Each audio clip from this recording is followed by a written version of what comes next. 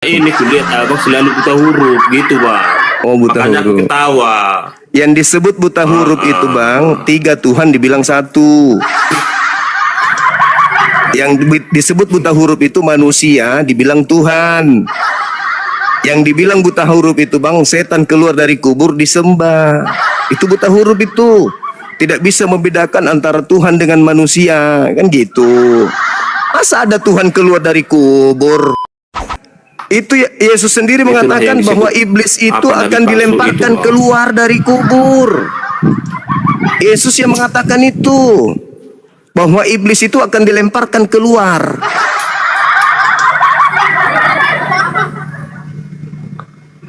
Aduh, merokok abang ini, udah mulai emosi dia. Menyembah makhluk kuburan, jadi emosi dia.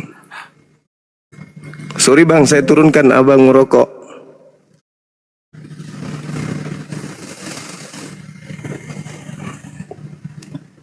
Mati ganya, betul. Mau menghujat tapi nggak bisa, nggak tahu apa gimana caranya menghujat. Islam ini mau dihujat apa ya? Menghujat malah dia yang kena. Halo, selamat malam saudara Tompul. Selamat malam. Ya, bisa buka kamera bang. Sebentar. Siap. Tadi Anda bilang. Buka kamera. Buka kameranya Ya, bang. sebentar. Buka kameranya bang. Biar kita ngobrol lebih enak. Jangan kayak tadi bang ya, kepanasan sendiri. Dia bernarasi termakan narasinya sendiri. Usahakan tenang, gunakan akal, tenangkan diri Anda, jangan panik, jangan emosian, tensinya stabil. Oke, jantungnya normal, buka kamera, diskusi pelan-pelan. Silakan. Ini sudah ada tema.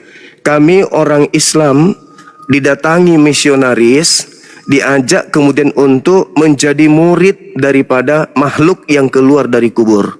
Maka kami bertanya, siapa dia yang keluar dari kubur itu? Supaya kami bisa tahu kami mau jadi murid siapa. Siapa yang akan jadi guru kami gitu loh. Kami harus tahu. Kan kami mau dijadikan muridnya. Ya kami harus tahu emang dia siapa. Kan gitu.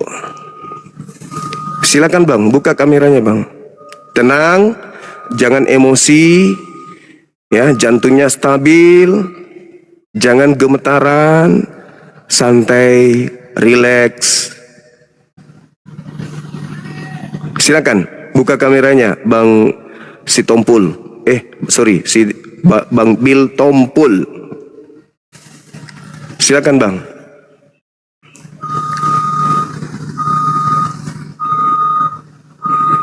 Bang Tompul. Buka Bang. Halo. Ku tengok abang ini seorang tokoh, pendeta mungkin atau pastor. Artinya cocok lah. Memang saya nunggu orang yang belajar Bible untuk saya diskusi. Ayo bang, si Tompul. Buka kameranya bang. Bang Tompul, jangan tumpul. Silakan kita diskusi. Pelan-pelan aja.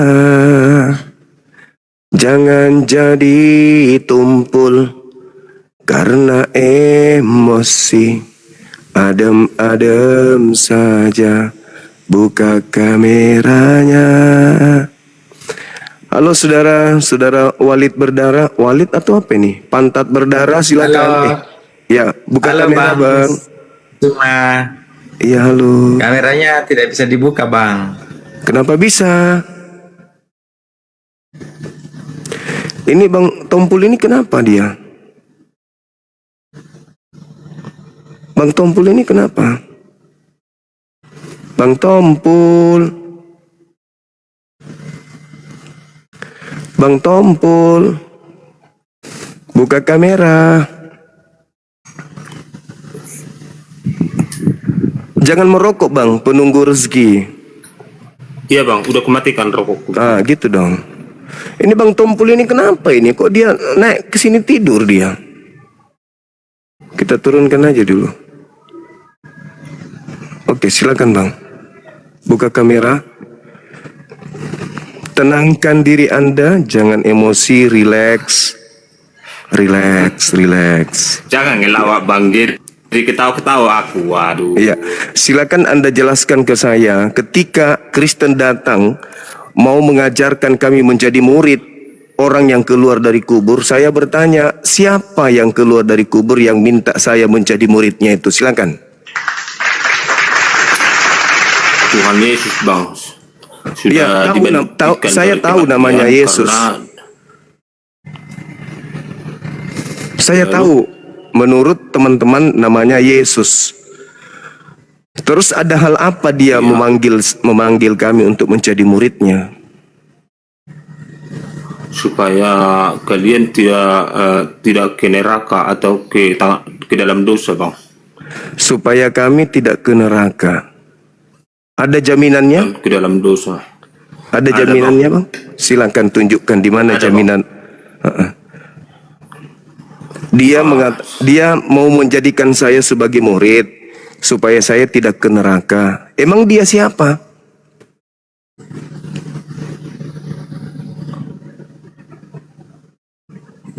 Emang dia siapa Bang? Langsung saya bicara sama Yesus, tapi dia datang ke dalam hati saya dan tanpa saya tidak menyadari bahwasanya itu Yesus berkata sama aku, aku telah bangkit dari kematian karena menebus dosa kalian, katanya. Oh gitu. Tapi Gitu, kalau Tuhannya Yahudi, bagi orang yang tidak mengenal Yesus, iya, dia ini siapa sebenarnya Bang? Yesus yang Anda maksud ini siapa? Siapa dia ini? Yesus. Iya, siapa Yesus itu? Yesus. Siapa? Karena di tengah-tengah kitabnya Yahudi, di tengah-tengah mereka itu tidak ada pencipta bernama Yesus, tidak ada Tuhan bernama Yesus. Itu siapa dia rupanya? Kok tiba-tiba di abad pertama ada keluar dari kubur, menjanjikan segala macam hal? Itu siapa dia Bang? Tuhan Yesus. Maksudnya? Tuhan Yesus maksudnya gimana? Ya itu namanya, kan abang tanya siapa dia, ya saya kasih tahu namanya Tuhan Yesus. Kalau namanya saya sudah tahu, dia ngaku Yesus. Nah, tapi yang saya tanya, dia itu siapa? Yesus itu siapa? Allah. Maksudnya? Maksudnya Allah gimana? Iya Bapak. Loh, ada Namanya aja tadi. Tuhan Yesus, Bapak. Bapak siapa? Bapaknya siapa maksudnya? Bapaknya Tuhan siapa Bang? Yesus. Iya, Tuhan Yesus. Iya namanya. Dialah Bapak, dialah Tuhan Yesus. Bapak yang Anda maksud siapa? Ya Tuhan Yesus. Iya tahu siapa dia ini. Kok tiba-tiba aja dia keluar dari kubur, minta Bang Suma jadi muridnya. Emang dia siapa? Perkenalkan diri dia dulu. Akulah siapa? Akulah jalan kebenaran dan terang. Kalau jalan kebenaran itu yang tidak dikubur, itu yang datang kepada Bani Israel. Dia keluar dari Maria. Dia kan masuk ke dalam kubur karena menebus dosa manusia ini, karena dia punya kasih. Tidak ada di dalam Dia kitabnya rela Yahudi. mengorbankan tubuhnya. Itu ajaran dari mana Bang? Ajaran dari mana nembus dosa masuk kubur? Gak ajaran, memang tertulis di dalam Alkitab, bukan ajaran. Gak ada ajaran kayak gitu Bang. Ya, di mana di dalam Bible? Di mana? Di Bible di mana? Kitab mana itu? Jadi saya tidak bisa menyebutkan di mana tertulis karena berhubung saya tidak jadi di sini Bang. Oh, jadi cuman Jangan doktrin, ngelawak Bang, aku serius loh. cuman dogma. Enggak, saya serius juga bertanya. Saya juga serius Iya, bertanya. jangan ngelawak Abang. Dia minta supaya saya jadi muridnya. Emang dia siapa? Kok dia Tuhan keluar Yesus. dari kubur tiba-tiba mau jadi guru?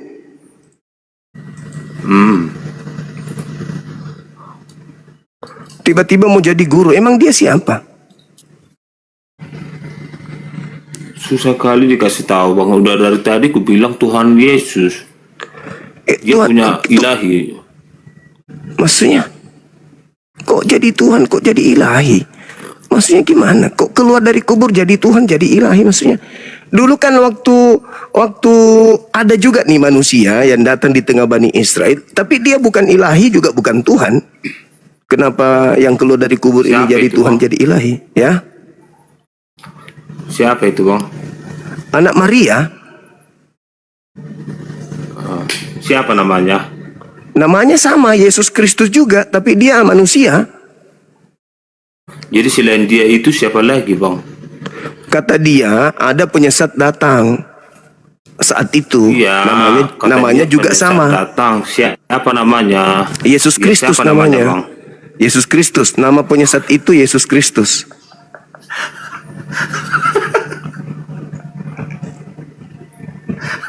Ngelawa, abang kan. Matius 24 nomor 4 nomor 5. Waspadalah kepada penyesat yang datang kepadamu memakai namaku dan berkata akulah Kristus. Mereka akan menyesatkan banyak Siapa yang orang. menyebutkan itu, Bang? Penyesat itu mengaku Yesus Kristus. Menyebutkan itu yang abang bilang tadi itu siapa namanya? Waspadalah. Itu kata Yesus. Kata Yesus kepada muridnya orang Yahudi. Ya udah. Jadi Yesus anak Maria berkata kepada murid-muridnya orang Yahudi, waspadalah kepada penyesat yang datang kepada kalian memakai namaku dan berkata akulah Kristus. Jangan kau percaya. Iya, jadi yang memakai namanya itu siapa itu, Bang? Penyesat. Ya siapa namanya? Yesus Kristus. Lah Yesus Kristus yang bilang Yesus Kristus yang mana? Omongan apa ini? Aku bingung loh. Yesus yang asli Abang sendiri yang bilang, berkata. abang sendiri yang makan. Yesus yang asli berkata, waspadalah kepada penyesat yang datang kepada kalian dengan memakai namaku, Yesus, dan berkata akulah Kristus. Berarti Yesus Kristus. Berarti penyesat itu nyamar-nyamar sebagai Yesus Kristus. Itu maksudnya. Jadi yang palsu itu siapa itu, Bang? Yang Karena palsu aku yang datang, pernah juga belajar sama abang. yang palsu itu yang datang setelah dia mengatakan itu. Ya siapa Kan dia namanya, baru- Bang? Ya Yesus Kristus. Yesus Kristus yang bilang Yesus Kristus. Ih. Bingung aku. Iya sih, Aku berat jadi sih bingung, memang. Bang. Yesus berkata, Beratnya di mana, sekali Bang? lagi Bang Kan- ya. Sekali lagi. Ya. Yesus berkata, waspadalah kepada penyesat yang datang kepada kalian dengan memakai namaku. Namaku siapa? Namaku siapa? Ya siapa itu, Bang? Ya siapa yang berkata begitu? Namanya siapa? Dari abang bilang yang berkata waspadalah. Nah, itu yang berkata siapa? Tuhan Yesus. Nah, berarti penyesat datang memakai nama siapa? Iya. Yang datang Nama Yesus kemudian itu yang saya tanyakan sama abang. Siapa itu, Bang, yang memakai nama Tuhan Yesus itu? ya penyesat. Kok bingung, abang? Yang memakai nama Tuhan Yesus itu siapa, Bang? Penyesat.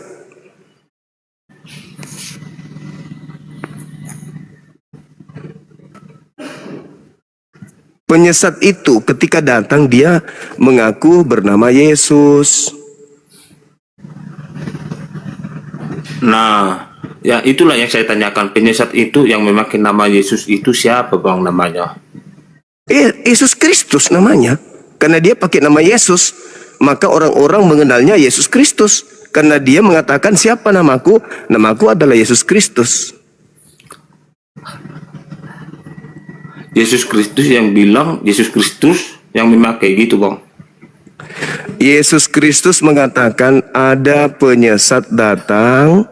Penyesat itu ketika datang Ya. menggunakan nama Yesus Kristus.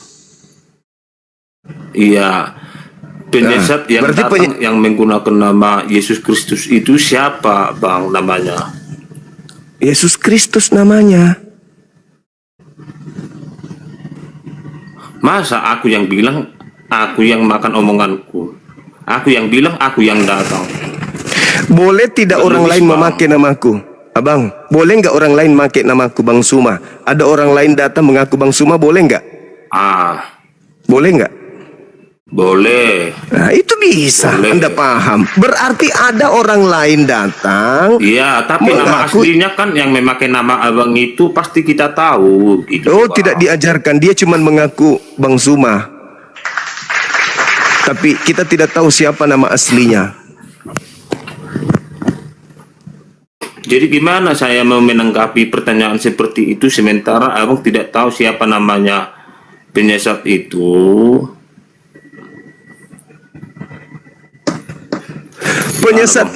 Penyesat itu muncul dengan nama Yesus Kristus, Cak Kangkung.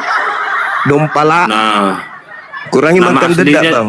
nama aslinya itu siapa itu? Bang, Kurangi yang makan dedak, kurangi makan dedak. Jangan terlalu banyak makan dedak. Itu karena terlalu banyak makan dedak, Bang.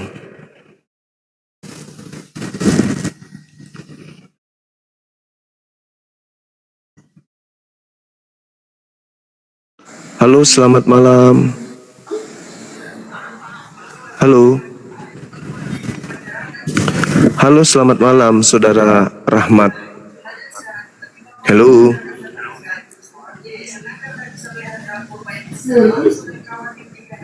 Halo.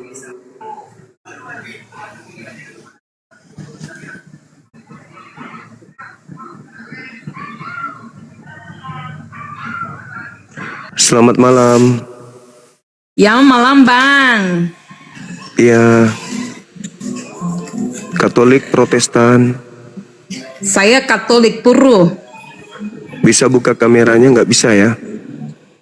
Nih Bang, saya mau bilang, kalau bicara saya mau lihat kau sama Edi saja, biar jelas. Kau tanya-tanya kayak orang-orang gak jelas-jelas banget. Jangan emosi. Kalau masih emosi jangan naik ke sini. Gentara kali Anda gemetaran emosi, nahan emosi. Halo, selamat malam Saudara Robert. Halo. Saudara Robert, selamat malam. Emosi dia, teman-teman, emosi. Kena memang pertanyaan itu memang kena kali pun. Iya, dari tadi abang Juma dengarin jadi ceramah kawan ini. Aku mau mau diskusi apa iman nggak dikasih kesempatan, makanya maaf dulu Bang, langsung saya ambil poinnya. Karena abang kuliah tadi udah jenuh Bang. Bukan Bang Juma. Iya, lanjut. Nah, inilah yang jadi permasalahan di sini, bahwa ada misionaris yang datang ke kami, anak-anak kami sudah nyata-nyata pakai jilbab, berarti mereka Islam. Didatangi oleh misionaris, disuruh menjadi murid dari sosok yang keluar dari kubur ini. Nah, ketika kami ingin dijadikan murid, tentu kami bertanya, dia siapa? Karena kalau yang bernama Yesus yang datang kemudian, kok jadi bertentangan ajarannya dengan yang pertama? Yesus yang pertama, sebelum ada penyaliban, mengatakan di dalam Matius 15:24, aku diutus hanya kepada domba yang sesat dari umat Israel. Terus di dalam Matius 10 nomor 5 nomor 6, Yesus berpesan kepada ke-12 muridnya agar jangan ke bangsa lain, tetapi pergilah kepada domba yang sesat dari umat Israel. Itu ajaran Yesus pertama. Tapi kenapa giliran ada yang keluar dari kubur mengaku Yesus Kristus, memerintahkan orang untuk ke seluruh bangsa, jadikan orang di luar Israel menjadi pengikutnya. Ini siapa? Kok berbeda dengan Yesus yang tadi aku diutus hanya kepada domba yang sesat dari umat Israel? Kenapa bisa berbeda? Yang tadi untuk Israel, ini kok seluruh bangsa? Silakan. Ya, aku tidak bisa selengkap itu dijelaskan, tapi yang paham aku sampaikan gitu ya Bang. Iya, iya. Gak apa-apa ya. Silakan. Menurut perkataan abang yang keluar dari kubur itu, oke lah. Kalau abang bilang bukan Yesus, tapi kecuali yang bangkit, gitu kan? Iya. Berarti yang keluar itu salah. Yang bangkit itu nah bang, Tuhan Yesus. Ya kan yang keluar ini yang bangkit. Yang keluar dari kubur inilah yang bangkit dari kematian. Tadi aku tanya abangnya, yang keluar kan berarti beda sama yang bangkit. Iya kata abang. Ya maksudnya dia bangkit dulu, habis itu dia bangkit, dia keluar dari kubur. Tidak mungkin dia keluar tanpa bangkit. Jadi aku juga yang bingung ya, karena udah beda sekarang yang bangkit sama yang keluar gitu.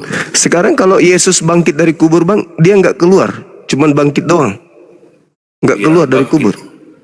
Nah, yang bangkit, Ya, apakah dia keluar dari kubur atau tidak? Dia bangkit sendiri dengan kuasanya, setahu saya. Terus dia keluar nggak dari kubur? Ya namanya bangkit, berarti kalau sudah bangkit, bukan ada lagi kata keluar. Bangkit itu bang, bangkit berarti keluar. Dia kan, ini kan kuburan, ini kan dia gini. Dia bangkit berarti teng, ini bangkit. Keluar dia dari sini, jalanlah dia keluar bang. Kalau dia bangkit tek, begini dia, tetap aja keluar. Atau dia salto-salto roll keluar, tetap aja keluar. Tapi Atau tadi dia- aku tanya sama abang, keluar beda dengan bangkit. Sekarang sudah sama. Maksudnya?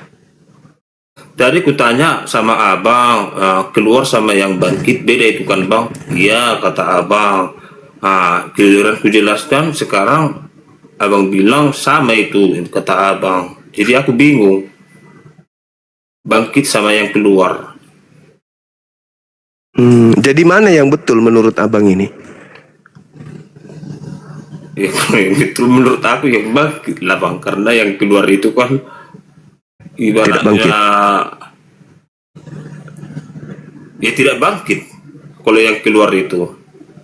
Oh, berarti dia bisa jalan keluar tanpa bangkit dari kematian gitu.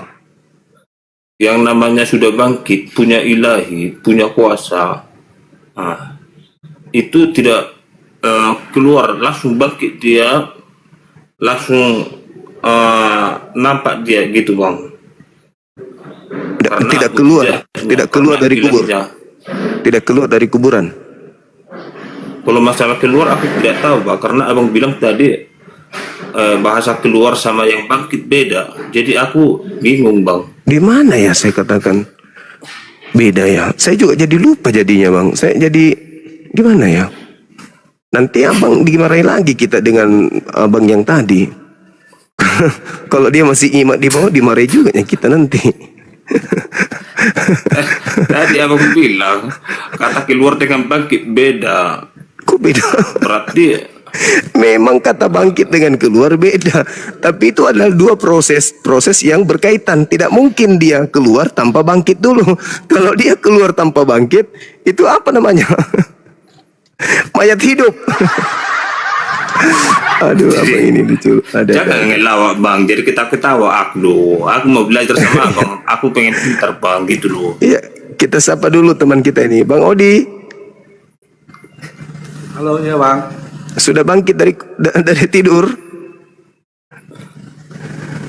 Dari Kita sekte- bangun bang, bukan bangkit. Oh, bangun. Apa bang? Iya, halo. Dari Katolik, Protestan? Pesan bang. Protestan. Iya. Jadi gini ya bangku, mungkin abang sudah ngikutin dari tadi. Ini kan ada amanat agung di Kristen. Ada yang keluar dari kuburan, yang konon bangkit dari kematian, meminta seluruh manusia menjadi muridnya gitu. Nah, setelah kemudian kami Silakan ada. menjadi sasaran, ketika kami menjadi sasaran untuk dijadikan murid, kami boleh dong bertanya, siapa sih dia ini yang mau menjadikan kami muridnya yang keluar dari kubur ini? Yesus Kristus lah bang. Ya, iya, dia itu siapa gitu maksudku bang? Itu adalah Yesus Kristus. Kristus itu adalah anak dari Bunda Maria yang dilahirkan Maria. Iya. Itulah yang disalibkan itu naik ke surga setelah dia mati, naik ke surga gitu loh pada hari yang ketiga gitu. Berarti nggak lagi 40 hari ngajar. Maksudnya? Setelah kematian kan ada informasi dia keliling dulu 40 hari. Ya kan dia naik dulu ke surga bang, naik ke surga dia, maka diturunkanlah Roh Kudus ataupun malaikat mengatakan bahwa dia sudah bangkit pertama ke si Maria gitu, yang pada saat dia berkunjung ke kuburan gitu. Iya, berarti yang keluar dari kubur ini anaknya Maria. Ya, iyalah Yesus Kristus kan anaknya Maria. Anaknya Maria yang keluar dari kubur. Berarti dia manusia bang ya? Oh iya, murni loh manusia. Tapi Tadi ketika dilahirkan, kan? iya, tapi ketika dia di tengah-tengah Bani Israel, dia mengatakan, aku diutus hanya kepada domba yang sesat dari umat Israel. Kok bisa berubah setelah keluar dari kubur? Iya, artinya domba yang sesat itu bang, artinya aku diutus kepada domba yang sesat itu, bahwa domba sesat itu orang yang berdosa bang. Jadi Yesus itu diutus bagi orang yang berdosa, karena di ajaran kami, akulah jalan kebenaran. Tidak ada sampai kepada Bapa kalau tidak melalui aku. Gitu. Kalau itu sih setahu saya ajaran Yesus kepada muridnya Bani Israel, bukan kepada semua manusia. Iya, namanya kan dia kan untuk menyelamatkan domba-domba yang tersesat gitu loh bang. Makanya kan kalau di ajaran kami itu bukan dibilang di situ hanya Israel, enggak. Akulah jalan dan kebenaran. Tidak ada sampai kepada Bapa kalau tidak melalui aku. Bukan dibuat di situ. Tidak ada sampai orang Israel kalau tidak melalui aku. Enggak. Makanya dikatakan domba yang tersesat gitu. Tapi domba itu kan cuman Bani Israel bang. Itu gelar untuk Bani Yakub, keturunan Yakub. Di luar Bani Yakub tidak digelari domba, digelari serigala. Kalau dia bukan Bani Yakub, nyamar-nyamar Bani Yakub, itu serigala namanya. Bukan bang, karena kan di Alkitab itu kan sudah jelas dikatakan, bukan dikatakan di situ akulah jalan dan kebenaran. Bagi yang dikatakan di situ bukan bagi orang Israel, tidak sampai kepada Bapa kalau tidak melalui aku. Bukan di situ, tidak sampai kepada Bapa orang bagi orang. Iya, Ya. maksudnya gini bang. Maksudnya ketika Tadi Yesus Alkitab kami akan di iya. ya Pak.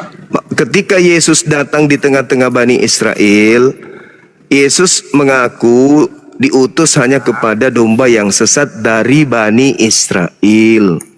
Disebutkan di situ bang. Lagi-lagi di dalam kitab Yeremia 50 nomor 17, yang digelari domba itu kan cuman Bani Yakub, Bani Israel. Di luar Bani Israel Yesus sebut dengan sebutan anjing. Gitu bang.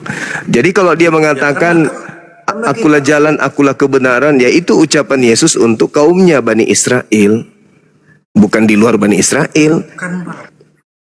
Suaranya kecil bang, suaranya kecil. Ya bang. Suaranya abang kecil. Udah bang jelas. Itu Bang. pengakuan Yesus bang, itu pengakuan Yesus. Aku diutus hanya kepada domba yang sesat dari umat Israel. Kita bukan Bani Israel. Malah kalau Anda baca di dalam Wahyu 3 nomor 9, orang yang bukan Bani Israel mengaku Bani Israel, mereka adalah jemaat iblis. Iya, tapi kan kita kata kuncinya kan ada bang tuh bang. Kata kuncinya kalau kami di Kristen itu, makanya kami mengakui dia sebagai juru selamat kami. Jelas dikatakan di Alkitab kami itu dikatakan tidak ada sampai kepada Bapa kalau tidak melalui aku. Dari siapa? Ya Yesus. Gitu. Itu ucapan Jadi kan, Yesus untuk Bani Israel, abangku. Bukan untuk di luar Bani Israel. iya, di situ enggak. Kalau di situ diucapkan dong kalau kayak gitu. Tidak ada sampai kepada Bapa, ya dibuat apanya tanda petik tanda kurungnya Israel kan enggak, semua orang Jadi kan semua orang itu siapa mengakui Yesus Kristus sebagai juru selamat, iya dia selamat gitu loh. Bukan begitu. Mungkin kayak gini. Mungkin juga di Al-Quran juga disebutkan ada Nabi Isa. Ya sama sebenarnya. Dia kan lahir kan. Tapi kan kita mengaku itu, makanya tadi sini siapa yang keluar dari kubur? Ya saya katakan itu Yesus Kristus. Itu manusia, benar. Dia murni sebagai manusia. Kenapa? Karena dia dilahirkan di kandung si Maria, dilahirkan murni gitu loh. Iya. Jadi kan di sini kan Berarti dia saya bukan baca Tuhan, Bang, ya? yang keluar. Berarti bukan Tuhan kan? Maksudnya? Berarti dia ini bukan Tuhan, yang keluar dari kubur ini bukan Tuhan berarti kan? Yesus Kristus. Bukan Tuhan. Ya, kalau kita katanya Yesus Kristus. Iya, maksudnya itu bukan Tuhan kan? Ya, yang abang bilang Tuhan itu saya nggak paham, tapi yang di Alkitab kan dikatakan Yesus Kristus. Iya, Yesus yang keluar dari kubur itu bukan Tuhan kan? Bukan Tuhan yang disembah Yahudi kan? Tuhan Yesus Kristus. Iya, Tuhannya Kristen, tapi bagi Yahudi itu bukan Tuhan kan? Ya kalau saya Itu mengenai perkataan Abang Juma. saya nggak paham, tapi kalau di Alkitab kami jelas dikatakan gitu. Jadi kan pemikiran manusia kan kadang Tuhan itu banyak nih polanya, Tuhan kemana kan nggak tahu kita. Jadi kita mengatakan Yesus Kristus gitu. Tapi dia itu dibangkitkan untuk menjadi Tuhan bagi pengikutnya Paulus. Di dalam kitab Roma 14 nomor 9, untuk itulah Yesus mati agar dibangkitkan oleh Tuhan untuk menjadi Tuhan bagi pengikut Paulus. Jadi yang keluar dari kubur itu ya Tuhannya pengikut Paulus. Tapi orang Yahudi Tuhannya bukan itu. Orang Yahudi Tuhannya mereka menyebutnya Hasem atau Yod-Heh-Vav-He, yang bukan manusia dan bukan anak manusia. Sedangkan Tuhannya Kristen itu yang keluar dari kubur itu ya manusia dan anak manusia. Iya, makanya sesuai ya kalau ke sana sih saya kurang paham banget sih. Tapi kalau menurut Alkitab kami itu mengatakan dia figur murni manusia, tapi manusia tidak berdosa. Kenapa saya katakan tidak berdosa? Dia lahir dari Roh Kudus. Ya, sorry to say, dia si Maria perawan gitu loh. Gak ada hubungan antara dua jenis kelamin, antara pria dan wanita. Makanya dia pure sebagai manusia, ya, tapi tidak berdosa gitu.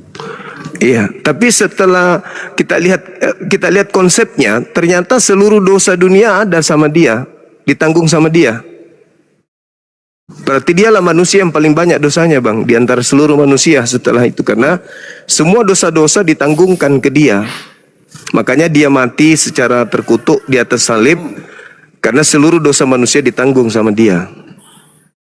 Berarti semua dosa-dosa itu sudah sama dia.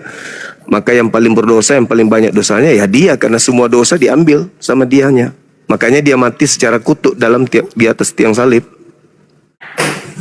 Kalau itu bukan, kalau kami sebagai Kristen itu bukan kutuk. Artinya dia datang dia datang untuk menyelamatkan orang berdosa itu. Tuhan Yesus lah menggantikan kami gitu loh. Sebenarnya kami sesuai dengan hukum Taurat. Hukum Taurat itu jelas dikatakan siapa yang membunuh dia akan dibunuh. Ya kan? Siapa yang berzina akan itulah dia. Jadi datang Tuhan Yesus mengajarkan kasih. Ya udah, dosa-dosa kalian itu supaya apa? Supaya bersih, saya lah menjadi tanggungannya. Makanya dia rela disalibkan gitu.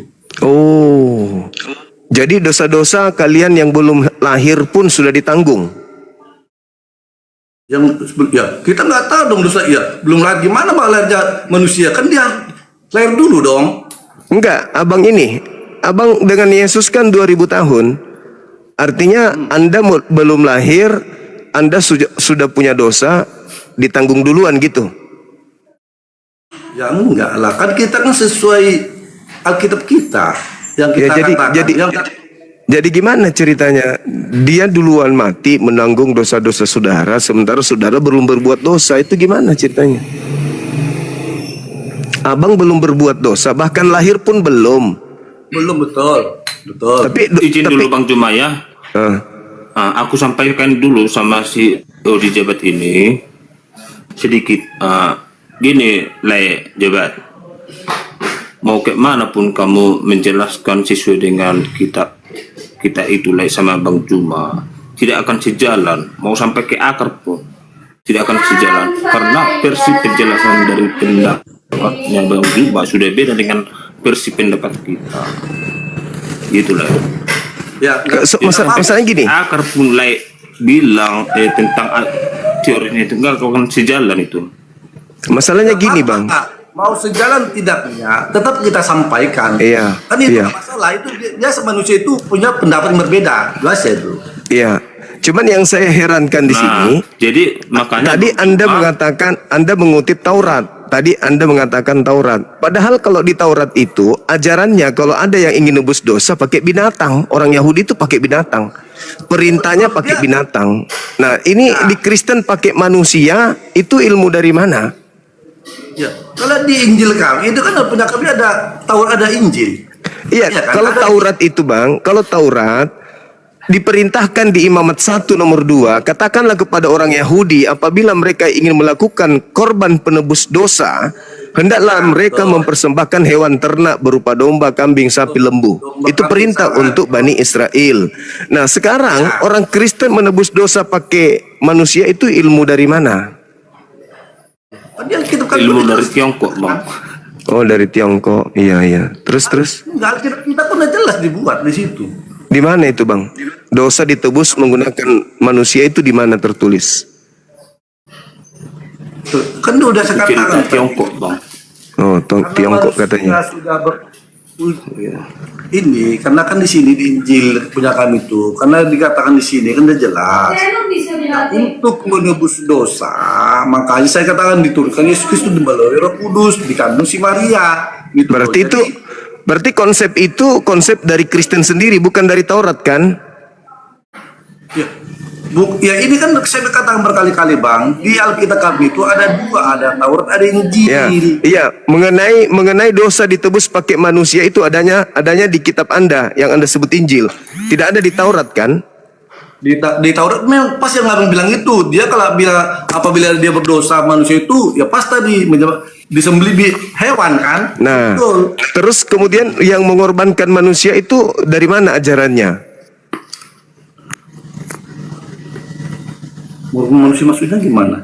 Kan Yesus manusia, Bang. Jadi penebus dosa itu dari mana ajarannya? Dosa-dosa penebusnya manusia. Kalau di Taurat, dosa-dosa penebusnya binatang.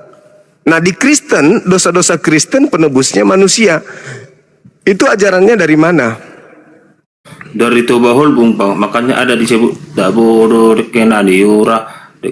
Itu dari Tobahul Bung. Iya. Kalau di Taurat itu nggak ada. Malah di Taurat itu di Keluaran 23 dikatakan begini. Jangan kau membunuh orang yang tidak bersalah. Jangan kau membunuh orang yang benar. Sebab aku Tuhan tidak akan membenarkan orang yang bersalah. Begitu juga dikatakan di dalam Amsal 6 nomor 16. 6 perkara yang dibenci oleh Tuhan, bahkan 7 kekejian di dalam hatinya, di antaranya adalah menumpahkan darah orang yang tidak bersalah. Berarti menurut hukum Taurat, membunuh Yesus itu adalah dosa besar. Tapi Kristen membunuh Yesus adalah penebus dosa. Itu ilmunya kok bisa tabrakan kayak gitu, abangku? Ya karena nggak bisa direm lagi Bang, kecepatannya tinggi. Abang dari tadi melawak terus. Orang lagi serius, aku lagi serius. Kami ini menjadi sasaran untuk dijadikan sebagai murid dari yang keluar dari kubur itu. Tapi mata rantai untuk sampai kepada ajaran Nabi Musa yang disebut Taurat itu tidak nyampe ke sana. Contoh misalnya di dalam kitab Taurat dikatakan Tuhan tidak pernah dibentuk menjadi apapun. Yesaya 43 nomor 10. Tuhan maha menghidupkan dan maha mematikan. Yesaya Ulangan 32:39. Tuhan tidak pernah dibentuk jadi apapun, jadi makhluk atau apapun. Tuhan tidak serupa dengan apapun. 2 Samuel 7:22. Kemudian Yesus selama 3 tahun penginjilan di tengah-tengah Bani Israel sibuk berdoa kepada Tuhan. Dan Yesus di dalam Matius 8 nomor 4 mencontohkan mengorbankan binatang. Tapi kenapa di tengah-tengah Kristen kok jadi beda ajarannya? Begitu juga Yesus yang sebelum penyaliban ajarannya beda dengan setelah ada yang Yesus keluar dari kubur, kok jadi beda juga dia. Yang tadinya hanya untuk Bani Israel, begitu dia keluar dari kubur kepada seluruh bangsa, kok jadi beda. Itu Bang yang kemudian kami pertanyakan. Kalau saudara penunggu ini udah mau tertawa aja terus dari tadi. Dan kalau kami lihat di dalam Ulangan di Imamat 18 nomor 21, di situ Tuhan mengatakan bahwa janganlah kau mempersembahkan anak manusia kepada dewa Molok. Berarti yang minta persembahan manusia ya dewa Molok. Kalau Tuhan pencipta langit dan bumi yang diperkenalkan Musa dan Yesus, ya tidak ada minta persembahan darah manusia, itu nggak ada. Tapi bertahun kemudian setelah Yesus sudah tak ada, penyaliban kok berubah menjadi ajaran penebusan dosa yang tadinya penyaliban itu adalah hukuman. Hukuman bagi orang yang melakukan dosa yang sepadan dengan hukuman mati. Tidak ada orang Yahudi menebus dosa dengan menyalibkan kambing, menyalibkan sapi, apalagi menyalibkan manusia, itu nggak ada. Tapi kenapa di meja gereja tragedi yang terjadi antara Yesus dengan orang Yahudi berubah menjadi satu konsep agama penebusan dosa? Itu yang kami herankan gitu.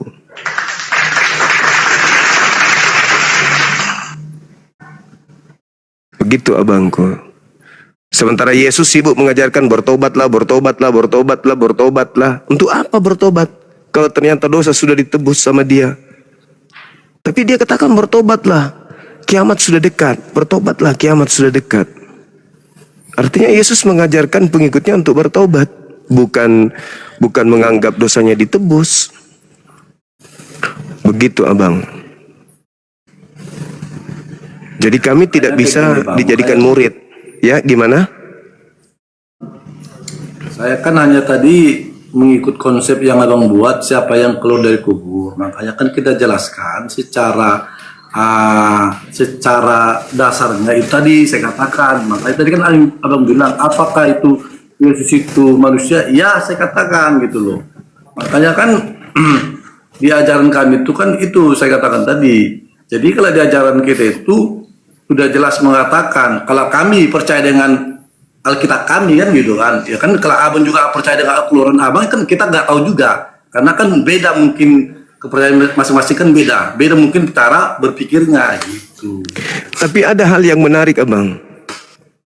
Itu di dalam pengakuan Yesus di kitab abang tuh menarik. Kenapa? Ada yang sampai kepada Bapak kalau tidak melakukan apa? Iya. Yang menarik itu di sini. Kalau di Al-Quran mungkin nggak tahu kita apakah dari dia menuju surga itu dari mana, kita kurang paham kan gitu. Tapi menurut Alkitab kami sebagai kami Kristen, itu udah dasarnya gitu sih. Ya, cuman ada hal yang mungkin lupa untuk dikaji di dalam Bible itu. Ucapan Yesus di dalam dalam Lukas 24 nomor 44. Yesus mengatakan, aku memang harus meninggalkan dunia ini sesuai dengan apa yang telah tertulis tentang aku di dalam kitab Mazmur. Itu pengakuan Yesus. Dia harus pergi. Begitu juga di dalam Lukas 22 nomor 22. Aku memang anak manusia yang harus pergi meninggalkan dunia sesuai dengan apa yang telah ditetapkan tentang aku. Yesus mengaku dia ditetapkan pergi meninggalkan dunia ini sesuai dengan apa yang tertulis dalam Mazmur, Bang. Di dalam kitab Mazmur, kata Yesus harus digenapi. Mazmur 118 nomor 17. Kalau memang itu untuk Yesus, di situ dia berkata, aku tidak akan mati. Aku tidak akan mati. Tetapi Tuhan akan mengangkat aku, menolong aku kemudian. Begitu juga khotbah Petrus, Bang, di Kisah Para Rasul 2 nomor 29 sampai nomor 33. Di situ juga dikatakan Yesus tidak ditinggal di dunia orang mati di alam kubur dan jasadnya tidak mengalami kematian, tetapi dia langsung terangkat ke langit. Itu juga lupa oleh pendeta ajarkan, atau mungkin sengaja untuk tidak diajarkan. Sedangkan yang disalibkan ini menurut hukum Yahudi, siapapun yang disalib itu adalah orang yang dikutuk oleh Elohim. Nah, terbukti paparan Paulus itu sendiri. Contoh bang, contoh. Di dalam Galatia 3 nomor 13, Paulus berkata begini. Kristus telah menebus kita dari kutuk hukum Taurat karena ada tertulis, terkutuklah orang yang mati digantung di atas tiang salib. Karena ada tertulis, terkutuklah orang yang mati di atas kayu salib. Nah, tertulis di mana? Tertulis di Ulangan 21 nomor 22 dan 23. Apa yang tertulis di situ?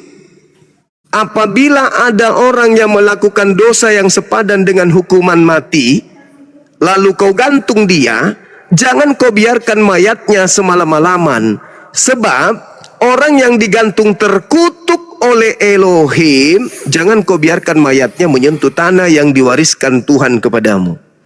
Berarti yang disalib pada saat itu adalah orang yang melakukan dosa yang sepadan dengan hukuman mati. Dan orang ini adalah orang yang dikutuk oleh Elohim. Pertanyaannya, dosa apa yang dilakukan Yesus sampai dia harus dikutuk oleh Elohim? Sementara nggak ada dosa Yesus itu. Berarti yang disalib ini Memang siapa? nggak ada dosa Yesus. Ya, lalu yang disalib ini siapa kalau begitu?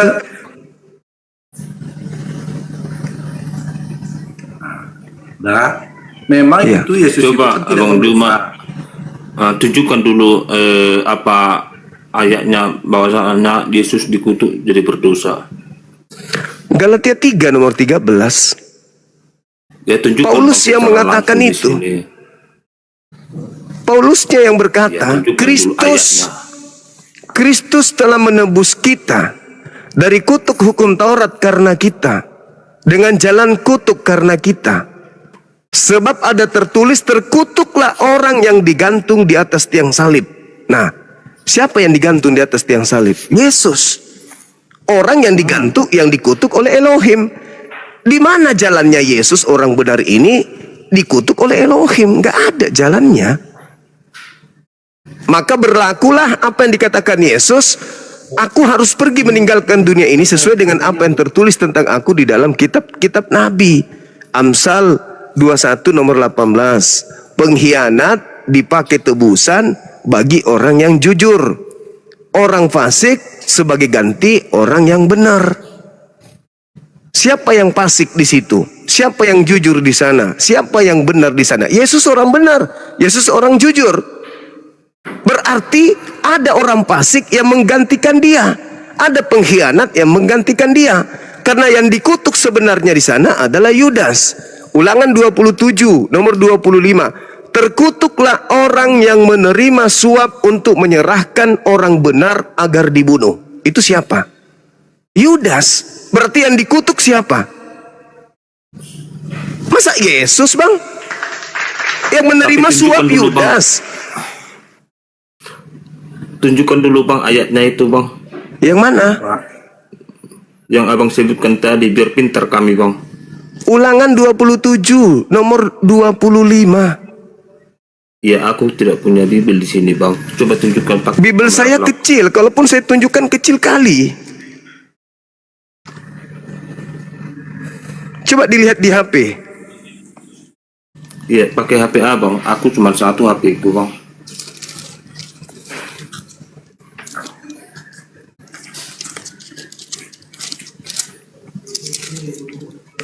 Ulangan 27 nomor 26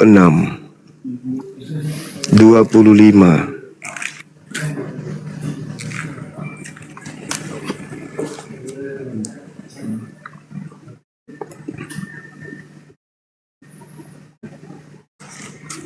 Terkutuklah orang yang tidur. Terkutuklah orang yang tidur. Terkutuklah orang yang tidur. Mana Bang Terkutuklah ayatnya Bang? orang yang membunuh. Terkutuklah orang yang menerima suap. Nah ini dia. Saya kasih stabilo ya.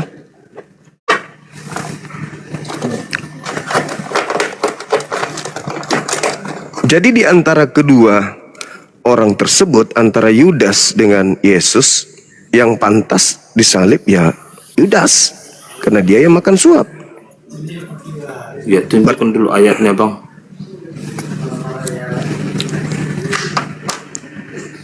Kecil sekali abangku, kecil. Nih, saya sudah stabilo nih. Ulangan 20, ulangan 27, nomor 25. Buka di HP. Ini, kecil. Bible saya kecil. Coba bisa dibaca Laio di Jabat biar paham aku, biar secepatnya aku keluar.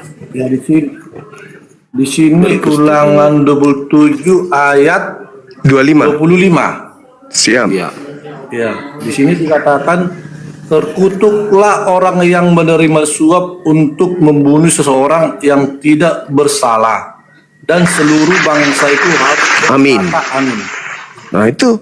Sekarang itu kalau kan diperhadapkan, Tuhan Yesus menyampaikan kepada umatnya, terkutuklah orang yang membunuh, gitu Bang. Nah, itu dah. Menyampaikan itu. Saya kan, iya, makanya kan kita kan bacakan apa isinya, itu aja. Tapi kan tadi kan masalah disalibkan itu kan saya katakan berkali-kali tadi, karena Yesus Kristus itu memang dia orang yang tidak berdosa, makanya dia rela, ya dia rela menebus dosa manusia, dia rela disalibkan sesuai. kalau kita lihat di Dia rela dalam, disalibkan. gini abangku, Menebus dosa kita gitu. Karena sebelumnya di hukum Taurat itu pas dibilang Bang Juma, apabila dia berdosa itu mempersembahkan hewan sebagai penebusan. Tapi pada saat udah di Injil itu Tuhan Yesus menjadi rela disalibkan untuk menebus dosa-dosa manusia. Jadi kalau di Injil itu nggak ada lagi hewan dipersembahkan. tapi kalau dikatakan rela bang, minimal ada 3 dalil yang kemudian saya bisa tunjukkan kalau Yesus itu tidak rela disalib.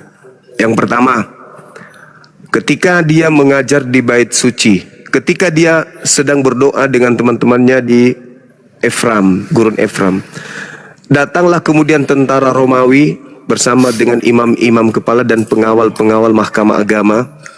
Didata Lukas 22 nomor 52-53. Apa kata Yesus di sana? Sang kamu aku ini penyamun, sampai kamu datang membawa pedang dan juga pentungan. Padahal setiap hari kau melihat aku di bait suci mengajar, tapi kamu tidak menangkap aku. Tetapi waktumu memang sudah saat sekarang, dan waktunya kuasa kegelapan. Artinya upaya menangkap Yesus itu adalah upaya dari kuasa kegelapan. Itu yang pertama. Di dalam Yohanes 8:37 sampai 44. Jikalau engkau anak-anak Abraham, kenapa kamu ingin membunuh aku?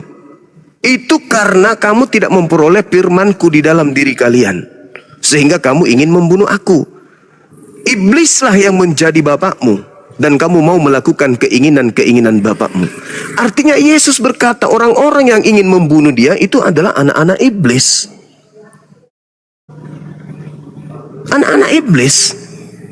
Jadi tidak ada alasan kemudian dia itu rela untuk disalib, tidak ada.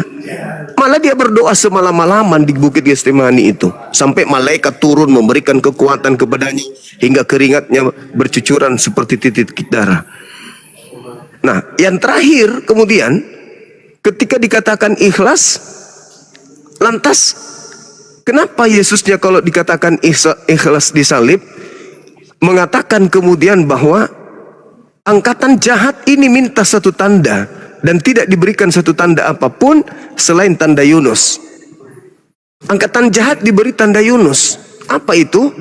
Kebangkitan pada hari ketiga. Itu adalah tanda untuk angkatan jahat.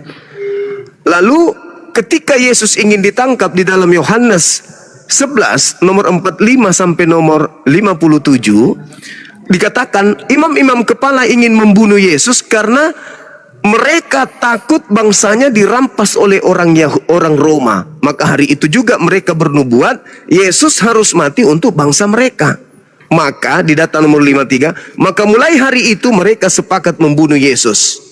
54-nya, setelah itu Yesus tidak lagi menampakkan diri di tengah-tengah mereka, melainkan Yesus kemudian pergi di sebuah padang gurun bernama Efram bersama dengan murid-muridnya. tidak menampakkan diri lagi. Karena dia tidak ikhlas. Dia tidak mau Ya, dibunuh. aku ambil poinnya Bang. Terakhir pertanyaan aku Bang, biar selesai aku ini ya, karena aku ini salah satunya komal abang yang lama menunggu dari tadi. Satu lagi pertanyaan aku terakhir Bang ya, jika memang agamaku ini agama sesat, aku minta kebenaran sama abang itu, bahwasanya abang menyatakan itu agama abang itu yang benar. Coba abang sebutkan di dalam Quran abang di mana Bang, aku izin Nabi dulu ya, Muhammad Bang, ya. menyatakan Iya, Bang akulah Odi. jalan Makasih, kebenaran Bang. dan terang, Makasih, dan di mana abang Nabi Muhammad membuktikan mujizatnya menyembuhkan orang buta, orang sakit gitu Bang. Setelah bisa abang tunjukkan itu pertanyaanku itu, saya akan masuk ke iman abang. Itu aja pertanyaanku. Tunjukkan dengan secara jelas melalui Al-Quran. Oke. Al-Quran surah Ali Imran ayat 31. Bismillahirrahmanirrahim. Qul in kuntum tuhibbunallah fattabi'uni yuhibbukumullah wa yaghfir lakum dzunubakum wallahu ghafurur rahim. Di situ dikatakan, katakanlah kepada seluruh umat manusia, jika engkau ingin dosa-dosamu seluruhnya dihapuskan oleh pencipta langit dan bumi, dan ingin dirimu disayangi oleh Dia, maka ikutlah kepada baginda Rasulullah Muhammad sallallahu alaihi wasallam. Yang pertama. Yang kedua, orang-orang Israel ahli kitab dikatakan di dalam Al-Quran surah Al-Ma'idah ayat 15 dan ayat 16. Ya ahlal kitab, qad ja'akum rasuluna yubayyinu lakum katsiran mimma kuntum tukhfuna minal kitab wa ya'funa min katsir wa ya'funa an katsir wa ya'fu an katsir. Telah datang kepadamu kata Allah penjelasan yang menjelaskan, yaitu Al-Qur'anul Karim. Maka Allah mengatakan, qad ja'akum minallah nurun wa kitabum mubin. Maka telah datang kepadamu cahaya, yaitu Nabi Muhammad, dan Al-Quran yang menjelaskan. Yahdi bihillah manittaba ridwanahu subulas salam. Maka ikutlah kepada petunjuk Al-Quran melalui Nabi Muhammad untuk menuju kepada jalan keselamatan. Apa mujizatnya? Yang terakhir, apa mujizatnya baginda Rasulullah Muhammad SAW? Kalau kita lihat mujizat-mujizatnya yang dipertontonkan di tengah-tengah kaumnya bangsa Arab, itu yang masih bisa dirasakan hari ini adalah Al-Quranul Karim. Dan setiap nabi itu memiliki mujizat masing-masing. Musa membelah lautan. Yesus membangkitkan orang mati. Apakah itu masih bisa kita lihat? Atau itu hanya tinggal kenangan? Tinggal kenangan. Yang dibutuhkan sekarang ini apa? Kalau belah lautan sudah bisa, ada pancang, orang sudah bisa, kemudian lautan jadi daratan sudah bisa. Kalau menyembuhkan orang, sudah banyak orang yang disembuhkan kemudian. Kalau membangkitkan orang mati, ya banyak orang penyakit jantung, jantungnya kemudian dipotong, disambung pakai cincin, masih belum mati dia, masih hidup sampai sekarang. Lalu apa yang dibutuhkan alam semesta hari ini? Hukum-hukum. Hukum-hukum apa? Al-Quran, pembimbing dalam hidup. Bimbingan dalam hidup, yaitu Al-Quran. Satu-satunya mujizat yang masih ada di antara seluruh nabi hanya Al-Quranul Karim. Ini titipan Nabi Muhammad yang bisa dilihat dan dirasakan oleh seluruh manusia. Kalau Yesus apa titipannya? Nggak ada. Musa titipannya apa? Nggak ada.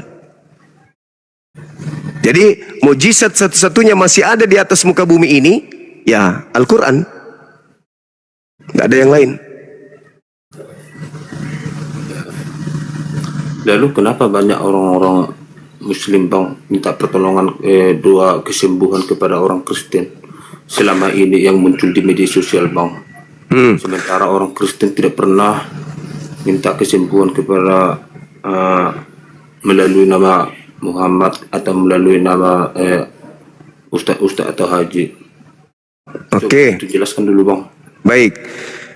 Orang Islam yang minta kesembuhan dari orang Kristen berarti dia tidak pernah belajar Bible.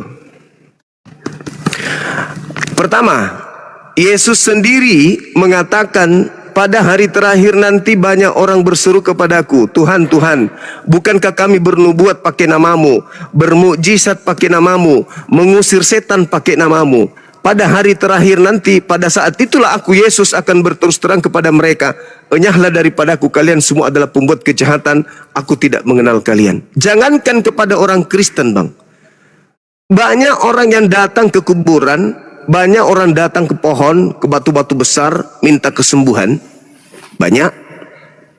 Itu adalah orang yang kurang iman, kurang percaya. Kalau orang yang imannya bagus, ada orang bisa sembuh dengan air wudhu, ada orang bisa sembuh hanya dengan mengatakan bismillah, ada orang bisa sembuh hanya dengan bersalawat kepada Rasulullah. Cuman mereka nggak percaya, mereka nggak yakin. Begitu ada penyembuhan-penyembuhan, tertarik. Kenapa tertarik? Karena mungkin sakitnya sudah terlalu parah, sampai dia pergi kemudian ke orang-orang yang ya mungkin agamanya Kristen, yang kebetulan bisa bermujizat seperti Andi Simon, siapa lagi, Rusuli Lubis. Tapi ingat, kata Yesus, mereka semua ini akan diusir. Diusir oleh Yesus, dan Yesus berkata dalam Matius 7 nomor 21, 22, 23, enyahlah daripadaku, kalian semua adalah pembuat kejahatan. Dan juga Yesus mengatakan Kristus palsu itu mampu bermujizat. Waspadalah kepada Kristus palsu dan nabi-nabi palsu. Dia akan datang melakukan banyak tanda-tanda yang dahsyat dan mujizat-mujizat, sekiranya mungkin menyesatkan banyak orang, menyesatkan orang-orang pilihan juga. Jadi kalau dikatakan karena dia mengobati lantas agamanya benar, tidak. Saya banyak lihat orang sembuh kok. Orang Islam diobati sama orang Islam. Dan sekarang kalau sakit, ya kan ada rumah sakit. Dokter ada yang Kristen, ada yang Islam, semua datang sembuh. Tak ada masalah itu, bukan menjadi acuan. Bukan menjadi acuan. Dokter Kristen datang pasien yang Islam sembuh. Dokter Islam datang pasien Kristen sembuh. Sugestinya itu, sugesti. Tapi Karena kalau dikatakan itu adalah hebat pengobatan itu, kenapa kemarin ketika COVID orang-orang Kristen tidak menyebar ke rumah sakit mengobati orang? Yang saya lihat malah di rumah sakit itu banyak orang Kristen. COVID kemarin lebih banyak Kristen yang meninggal daripada Islam. Jadi itu bukan acuan.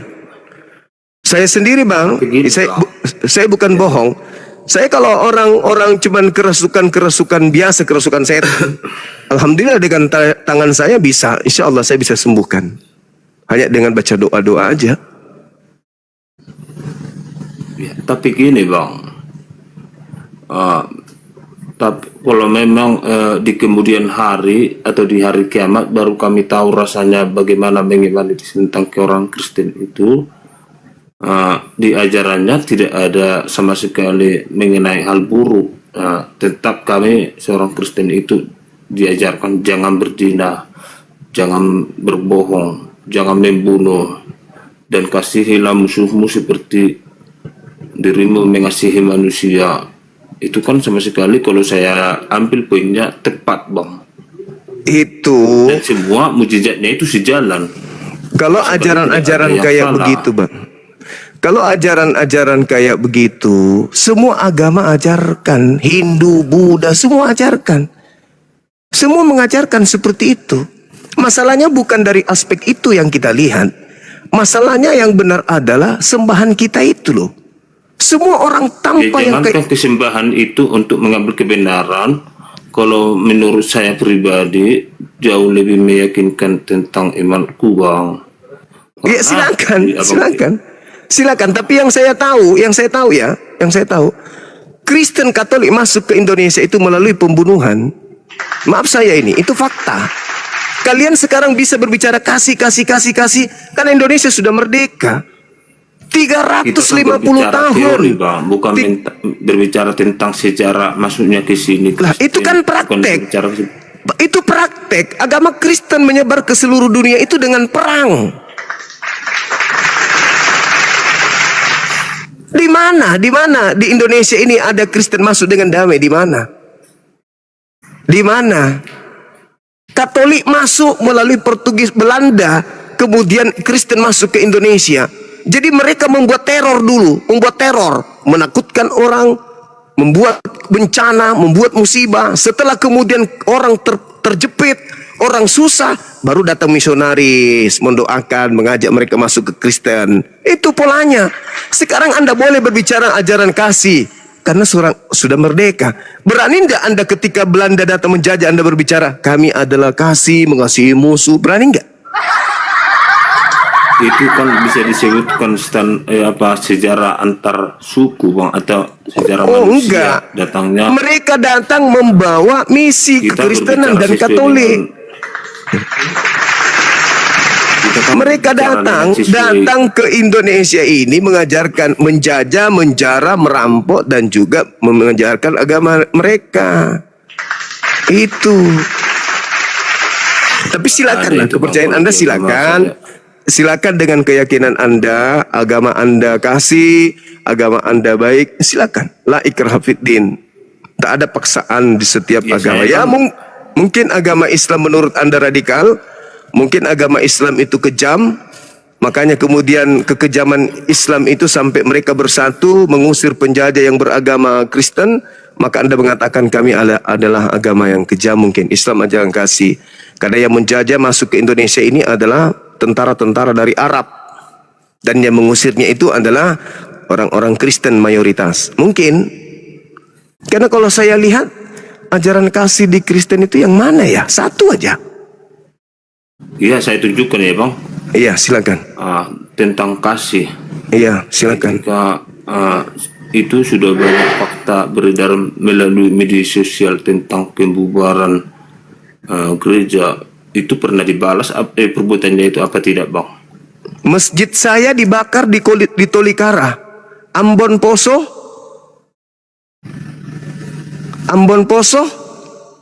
dan sampai hari ini siapa pelakunya di timur sana? Hah? Di kota saya ini Sulawesi Selatan, pemakaman 40.000 jiwa. Pelakunya siapa? Alah, sudahlah. Kalau hanya kebencian berbungkus pelan-pelan ngomong mah itu semua juga orang bisa. Anda saya ngerti kok, Anda dari tadi memperlihatkan bertanya cuman sakit hati aja yang kamu sembunyikan. Pura-pura kayak pendiri agamamu. Ya, aku kalau kamu bisa menjawab saya masuk agamamu. Mulut, mana bisa muka kau kayak kau itu tinggal kemakan babi.